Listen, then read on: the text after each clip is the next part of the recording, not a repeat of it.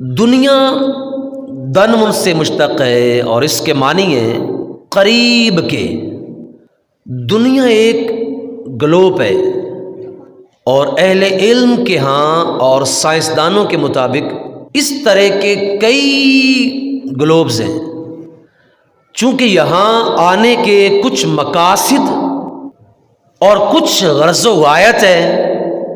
تو اس لیے اللہ پاک نے دنیا کو وجود عطا فرمایا۔ یہ ایک مسلمہ حقیقت ہے کہ ہر انسان کے دوسرے مقام پر جانے کے کچھ مقاصد ہوتے ہیں، کوئی نہ کوئی غرض و غایت ہوتی ہے۔ اگر وہ غرض و غایت، وہ مقصد پورا نہ ہو تو سفر کرنے کا مقصد اور غرض و غایت پوری نہیں ہوتی۔ اس لیے اس دنیا کے اندر آنے کی بھی غرض و غایت ہے، وجوہات ہیں، کچھ مقاصد ہیں، اور اس مقصد حیات کو اللہ وحدہ لا شریک نے انسان کو یاد دلانے کے لیے قرآن مقدس کے اندر یوں ارشاد فرمایا، وما خلقت الجن والانس الا لیعبدون۔ ہم نے جنوں اور انسانوں کو اس لیے خلق کیا ہے، اس لیے تخلیق کیا، اس لیے پیدا کیا ہے کہ یہ جن اور انسان اللہ وحدہ لا شریک کی عبادت کریں۔ کہتے ہیں کہ دنیا ایک امتحان گاہ ہے، اور انسان جب امتحان گاہ میں پہنچتا ہے تو پھر جو لوازمات، جو ضروریات امتحان گاہ کی ہوتی ہیں، اگر اس انداز کے ساتھ وہ وہاں رہے تو تب جا کے تو اس کا مقصد اور غرض و غایت مکمل ہوتی ہے، وگرنہ اس کا امتحان گاہ میں آنا فضول شمار کیا جاتا ہے۔ لیکن قابل افسوس پہلو یہ ہے، قابل افسوس بات یہ ہے کہ آج انسان اپنے مقصد حیات کو بھول بیٹھا۔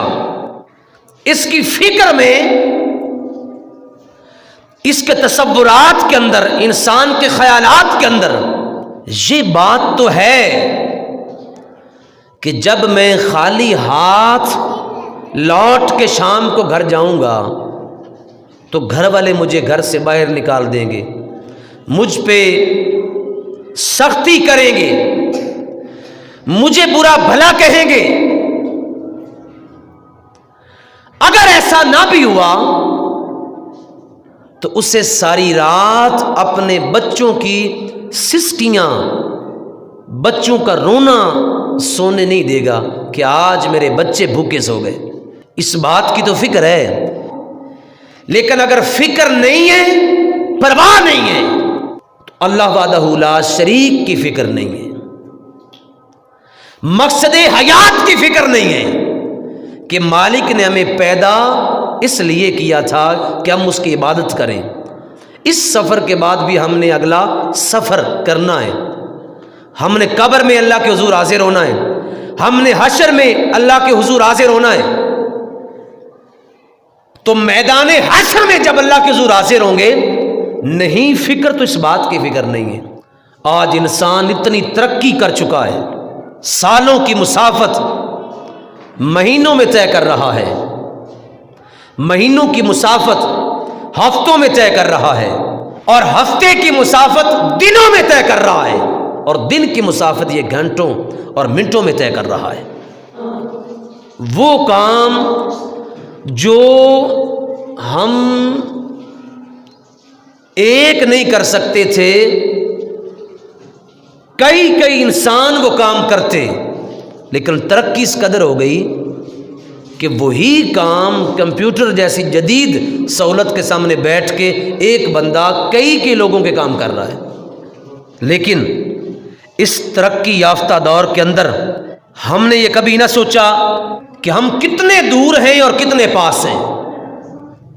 دور اتنے ہیں کہ پاس ہونے کے باوجود دور ہیں، اور دور اتنے ہیں کہ دور ہونے کے باوجود پاس ہیں۔ اس کی مثال کیا ہے؟ سائنس نے ہمیں وہ جدید آلات دے دیے، وہ سہولیات دے دی کہ ہم ایک ہی گھر میں بیٹھے ہیں، ایک ہی چھت کے نیچے بیٹھے ہیں، کوئی کرسی پر بیٹھا ہے، کوئی چارپائی پر بیٹھا ہے، کوئی صوفے پر بیٹھا ہے، کوئی قالین پر بیٹھا ہے، ایک کمرے میں بیٹھے ہیں، کندھے سے کندھا ملایا ہوا ہے، اور سبھی کی نگاہیں آگے دیوار پر لگے ٹیلی ویژن پر مرکوز ہیں۔ تو ہم قریب بیٹھے ہیں، لیکن اس کے باوجود تصوراتی طور پر جو سین آیا اس سین کے مطابق بیٹا بیٹھا تھا تو بیٹا اپنے تصور میں گم ہو گیا، بیٹی بیٹھی تھی تو بیٹی اپنے تصور میں گم ہو گئی، ماں بیٹھی تھی تو ماں اپنی جوانی کو یاد کر کے اس تصور میں گم ہو گئی، باپ بیٹھا ہے تو اس تصور میں بیٹھا ہے جو اس کے خیالات جوانی کے تھے، دور نہیں قریب بیٹھے ہیں، لیکن دور اتنے ہیں کہ کندھے سے کندھا ملا کے بیٹھے ہیں، لیکن اس کے باوجود ہم تصوراتی دور ہیں، لیکن قریب اتنے ہیں کہ ہمارا کوئی دوست، ہمارا بھائی، ہمارا والد، ہمارے بزرگ، ہمارے رشتہ دار دنیا کے کسی بھی کونے پر ہیں، دنیا کے کسی ملک میں ہیں، کسی مقام پہ ہیں، تو دور ہونے کے باوجود ہمیں اس زمانے کی جدت نے، سائنس نے، انسان کی ترقی نے وہ چیزیں دے دیں کہ ہم دور بیٹھ کے ٹیلی فون کے ذریعے اپنی اس دوری کو قربتوں میں بدل رہے ہیں۔ اب تو اتنی جدید ٹیکنالوجی آ گئی کہ وہ کسی بھی ملک میں بندہ بیٹھا ہوا ہے تو آپ اپنے ملک میں بیٹھ کے اسے اسکرین پر دیکھ رہے ہیں، اس سے باتیں کر رہے ہیں، شب و روز باتیں کر رہے ہیں، اس سے کلام کر رہے ہیں، اسے اپنے دل کی بات بتاتے ہیں، اس سے دل کی بات سنتے ہیں۔ تو میں نے عرض کیا کہ دور اتنے ہیں کہ قریب ہونے کے باوجود دور ہو گئے، اور قریب اتنے ہیں کہ دور ہونے کے باوجود قریب ہے۔ لیکن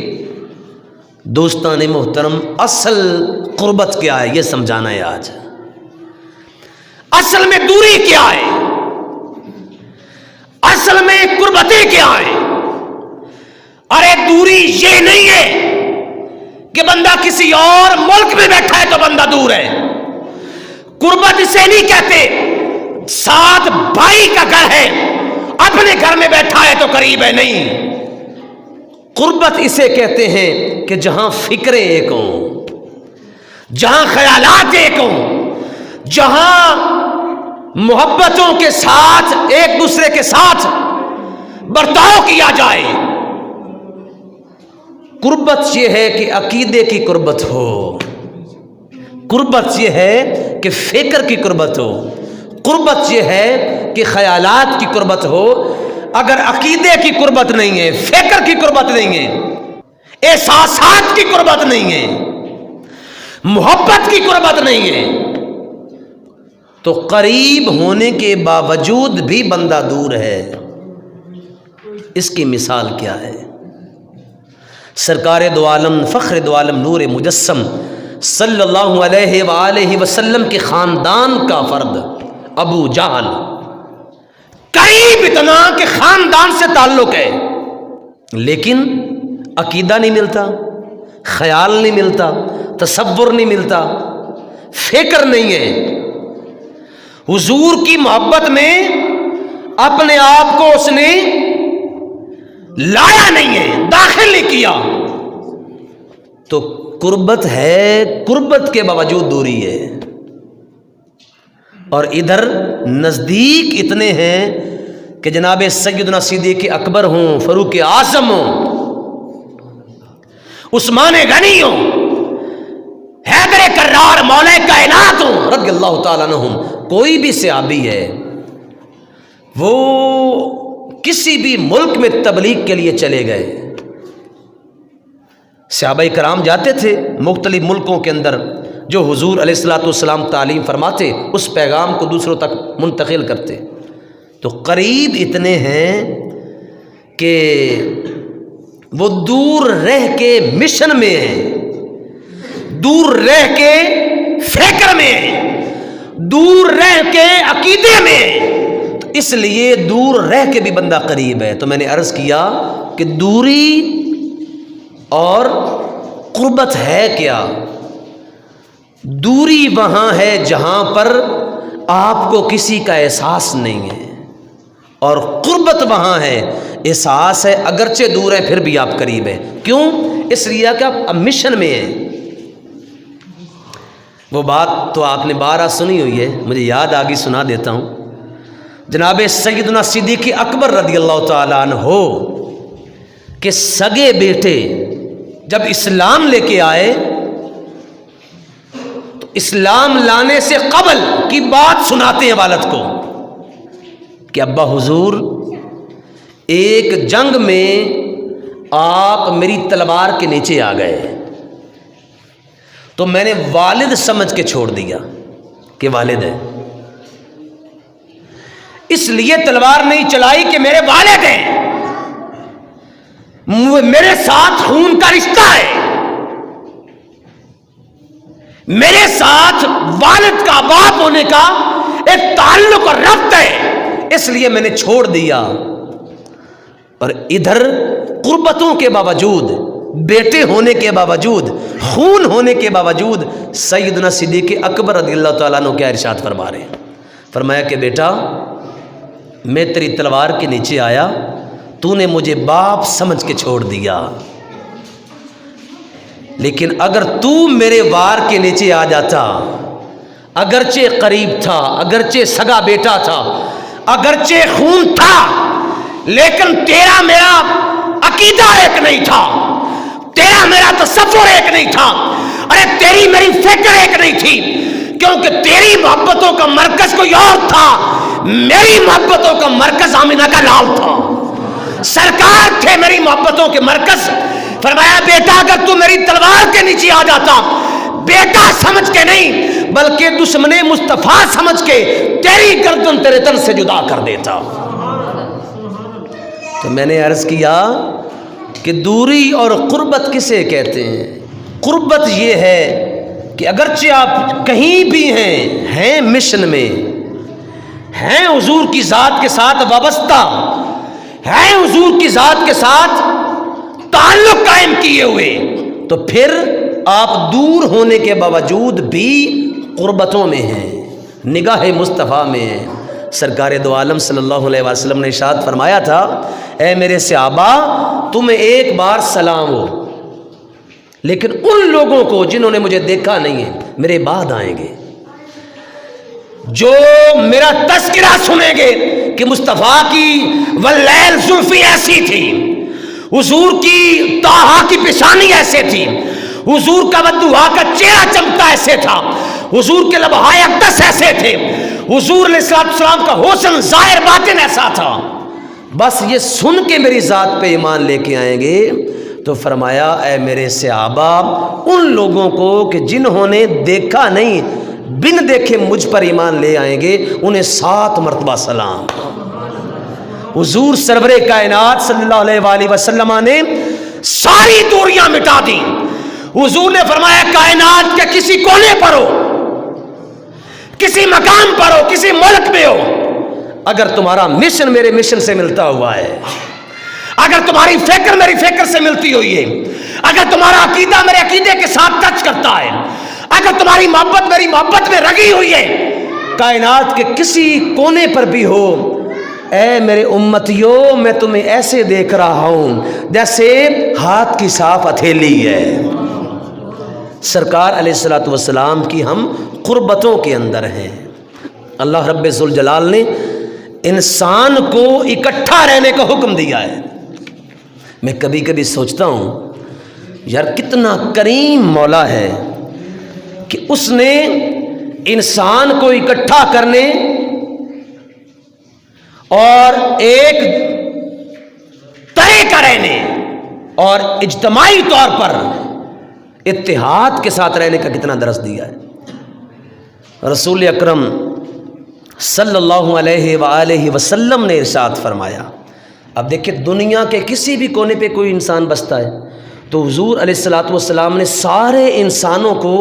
دور ہونے کے باوجود اکٹھا کر دیا، سارے مسلمانوں کو جوڑ دیا۔ حضور کیا ارشاد فرما رہے ہیں، بندہ مشرق میں ہے یا مغرب میں ہے، شمال میں ہے یا جنوب میں ہے، انسان کہیں بھی ہے، لیکن حضور نے اپنی تربیت کے ذریعے تمام مسلمانوں کو تسبیح کے دانوں کی طرح اکٹھا کر دیا اور جوڑ دیا۔ حضور نے ارشاد فرمایا کہ اے مسلمانوں، اے میرے امتیوں، تمام مسلمان ایک جسم کی مانند ہیں۔ تمام مسلمان کبھی سوچیں اس پہ کہ حضور ہمیں ایک جسم قرار دے رہے ہیں، اور ایک جسم کا معنی مطلب ایک جسم ہی ہوتا ہے۔ فرمایا کہ تمام نسل انسانیت جو مسلمان ہیں، حضور کے جو غلام ہیں، فرمایا کہ تم سارے کے سارے مسلمان ایک جسم کی مانند ہو، اور فرمایا کہ اگر کسی مسلمان کو تکلیف پہنچے، وہ کسی دوسرے مقام پہ ہو، تو حضور علیہ الصلوۃ والسلام ارشاد فرما رہے ہیں کہ دوسرا مسلمان اس کے درد کو محسوس کرے۔ مجھے یہ بتائیں کہ اگر انگلی کٹ جائے، انگلی کا درد جو ہے وہ صرف انگلی محسوس کرتی ہے یا اس کا درد انسان کے دماغ تک جاتا ہے؟ دماغ تک جاتا ہے۔ اگر پاؤں پہ زخم آ جائے تو مجھے یہ بتائیں کہ پاؤں کا زخم فقط پاؤں درد محسوس کرتا ہے یا اس کا احساس، اس کا درد انسان کے دماغ تک جاتا ہے؟ جسم کے کسی حصے پر تکلیف ہو تو پورا وجود ایک مرتبہ لرز جاتا ہے، تکلیف اور درد محسوس کرتا ہے۔ حضور ارشاد فرماتے ہیں کہ تم سبھی بھی ایک جسم کی مانند ہو۔ حضور نے سب کو اکٹھا کر دیا، حضور نے ساری دوریاں مٹا دی اور کائنات کے ہر مومن کو ایک مٹھی کی مانند، ایک جسم کی مانند اکٹھا کر کے فرما دیا، تم کائنات کے کسی کونے پر ہو، یکجا ہو جاؤ، اکٹھے ہو جاؤ، متحد ہو جاؤ، سارے کا سارا کفر ایک جانب ہو۔ اگر تمہارا اتحاد رہا تو تمہارے اتحاد کی وجہ سے پورے کا پورا کفر لرز جائے گا، کانپ جائے گا۔ آج دوستان محترم، ہم سبھی قریب ہونے کے باوجود دور ہیں۔ ہم سب ایک تھے، ایک ہیں، ایک ہی رہیں گے، لیکن ہم سبھی نے اپنا اپنا کاروبار الگ کر لیا، اپنا اپنا پیٹ الگ کر لیا، اپنا اپنا کھانا پینا الگ کر لیا۔ حضور علیہ الصلوۃ والسلام نے دیکھو یار کتنی خوبصورت تربیت فرمائی۔ حضور نے ارشاد فرمایا کہ اگر آپ کے گھر کے قریب کوئی غریب رہتا ہے اور آپ گھر میں گوشت وغیرہ بنانا چاہتے ہیں تو حضور نے ارشاد فرمایا تھوڑا سا پانی ذرا زیادہ ڈال لیں تاکہ تھوڑا سا شوربہ ادھر بھی بھیج دیں۔ یہ سرور کائنات صلی اللہ علیہ وآلہ وسلم انسان کو اکٹھا کرنا چاہتے ہیں۔ اب چونکہ ہماری محبتوں کے مرکز جدا جدا ہو گئے، ہماری فکریں جدا جدا ہو گئی، ہمارے عقیدے جدا جدا ہو گئے، ہمارے خیالات دوستوں جدا جدا ہو گئے، اس لیے آج پوری دنیا کے اندر ہم رسوا ہو رہے ہیں، حالانکہ ہماری محبتوں کا مرکز اللہ اور اس کا رسول ہونا چاہیے۔ جب یہ خیال، یہ تصور ہمارا قائم ہو گیا تو پھر یاد رکھیں دنیا کی کوئی طاقت ہمیں زیر نہیں کر سکتی۔ مجھے ایک بڑی خوبصورت بات یاد آ گئی، ہمارے ایک بزرگ گزرے ہیں حضرت سر سختی البغدادی علیہ رحمہ، ان کے پاس ایک شخص آیا اور اس نے آ کے عرض کی کہ حضرت مجھے کوئی ایسی چیز بتائیں، ایسا عمل بتائیں جب میں وہ کروں تو اللہ کے قریب ہو جاؤں، اللہ کے قریب ہو جاؤں، کوئی ایسی چیز بتا دیں۔ تو حضرت سر سختی البغدادی علیہ رحمہ ارشاد فرماتے ہیں اس شخص سے جب اللہ تیرے دل میں، تیرے قلب میں نگاہ کرم ڈالے، وہ تو ہر لحظہ دیکھتا رہتا ہے، لیکن اللہ تعالیٰ جب تجھے دیکھے تو تیرے دل میں اللہ کی محبت کے سوا کوئی اور محبت نہ ہو۔ فرمایا جب مالک تیری طرف نگاہ ڈالے اور اے بندہ مومن تیرے دل کو دیکھے تو اللہ کے سوا تیری محبت کسی اور کے لیے نہ ہو، تیرے دل میں فقط اللہ اور اس کے رسول کی محبت ہو۔ اللہ اور اس کے رسول کی محبت کے سوا تیرے دل میں غیر کی محبت نہ ہو۔ جب تو اس مقام پہ پہنچ گیا کہ تیرے دل میں سوائے خدا و مصطفیٰ کے کوئی شے موجود نہیں ہے تو پھر یاد رکھ تب تجھے اللہ کی قربتیں نصیب ہو جائیں گی۔ یہ کتنا آسان سا نسخہ بتا دیا اللہ کی قربتوں کا، اللہ کی محبتوں کا، کہ فرمایا دل میں فقط اللہ اور اس کے رسول کی محبت کو رکھو، سوائے اللہ وحدہ لا شریک کے، اس کے محبوب کے ہمارے خیالات تصورات کے اندر کوئی اور دوسرا نہ آئے۔ اللہ تعالیٰ نے انسان کو جو بھی عطا فرمایا ہے، جو بھی چیز عطا کی ہے وہ وراء الورا ہے۔ انسان کی فضیلت، انسان کا مقام اور مرتبہ اللہ اور اس کے رسول کے ہاں بہت بلند ہے۔ یہ آپ بات سنتے رہتے ہیں کہ اللہ تعالیٰ نے انسان کو تمام مخلوقات میں سے افضل قرار دیا ہے۔ فرشتوں نے کیا کہا تھا کہ مولا تو اسے نہ بنا، تیری عبادات کے لیے ہم کافی ہیں۔ تو اللہ نے کیا ارشاد فرمایا، انی اعلم ما لا تعلمون، جو میں جانتا ہوں وہ تم نہیں جانتے۔ کبھی اس نیج سے بھی سوچنا، آپ نے علماء سے سن رکھا ہے کہ اللہ تعالیٰ کے سارے فرشتے اللہ کی عبادت میں مشغول ہیں۔ کوئی رکوع کر رہا ہے،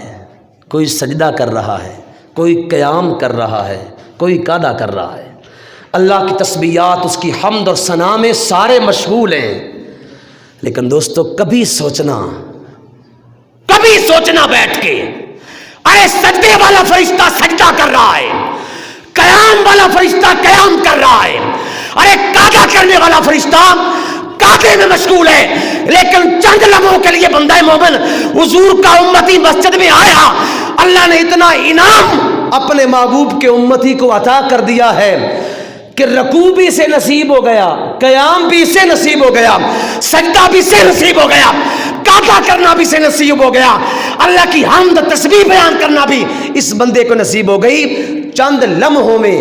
فرشتے کی ساری عبادت کر کے یہ گھر کو پلٹ گیا۔ بھائی رکوع والا فرشتہ تو رکوع میں رہا، سجدے والا فرشتہ تو سجدے میں رہا، اور ساری زندگی ایسے فرشتے جن کی گزر گئی اس عمل کے اندر کہ قیام والا قیام میں کھڑا ہے، اللہ کی حمد بیان کر رہا ہے، رکوع والا رکوع میں کھڑا ہے، اللہ کی حمد بیان کر رہا ہے، ارے سجدے والا سجدے میں لیٹا ہوا ہے، اللہ کی حمد تسبیحات بیان کر رہا ہے، قعدے والا قعدے میں بیٹھا ہے۔ لیکن کبھی سوچو اللہ نے حضور سرور کائنات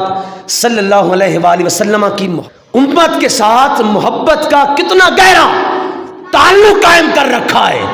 اور اللہ اپنے محبوب کی امت سے کتنی محبت کرتا ہے کہ وہ عبادت انہیں دے دی جو ساری عبادات کا مجموعہ ہے۔ ایک غور کریں کبھی، وہ عبادت دے دی انسان کو جو ساری عبادات کا مجموعہ ہے، مگر نہ تمہیں بھی کہہ دیا جاتا کہ تم قیام کرتے رہو، تمہیں کہہ دیا جاتا سجدہ کرتے رہو، تمہیں کہہ دیا جاتا فقط آؤ اور رکوع کر کے واپس پلٹ جاؤ، لیکن آیا چند لمحوں کے لیے اللہ کے گھر میں عبادت کرنے کے لیے، اور عبادت وہ دی جو ساری عبادات کا مجموعہ ہے۔ اس میں اللہ نے قیام بھی رکھا، اس میں اللہ تعالیٰ نے رکوع بھی رکھ دیا، اس میں اللہ تعالیٰ نے سجدہ بھی رکھ دیا، قعدہ بھی رکھ دیا۔ اب فرمایا میرے سامنے قیام کرنا، ارے رکوع کرنا، ارے سجدہ کرنا، قعدہ کرنا، تسبیحات بیان کرنا تیرا کام ہے۔ عبادات کے ذریعے میں اللہ تجھے فرشتوں کی تمام تر عبادات سے بھی زیادہ اجر اور ثواب عطا فرما دوں گا۔ دعا کرے کہ اللہ تعالی ہم سب کو وہ زندگی نصیب کرے جو اللہ اور اس کے رسول کی قربتوں والی زندگی ہے۔